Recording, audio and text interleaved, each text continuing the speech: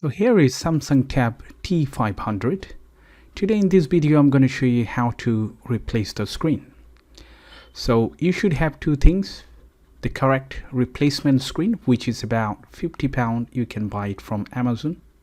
I don't know if that is official replacement or just a copy one, but it did cost me around £50 to get the replacement screen, which is that one. Also, we need some tools, include the hair dryer if you are not professional, of course, and that's the one.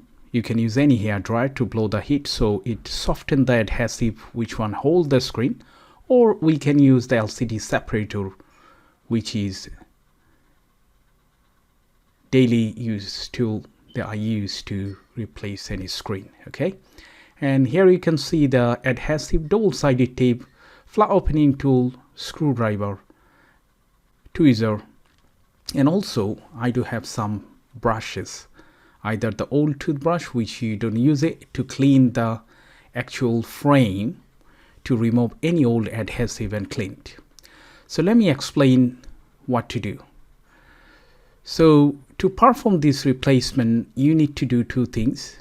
First, we're going to separate the old one, disconnect the flex cable very carefully, and before we touch any internal component, we must have to disconnect the battery first. Once we disconnect the battery, then we can remove the LCD connector, and then we're going to clean up the frame properly. Once the frame is clean, we're going to test the replacement screen because sometimes it comes faulty. And afterwards, once the screen is fine, if it passed the test, then we're going to apply some adhesive on the frame, and then we'll put some sellotape to keep on hold until it get dried, and pretty much that's all. It's very straightforward, you know. So the key point is to clean the frame to get better finishing. As you can see, when I applied so much heat, it already came off itself, you know.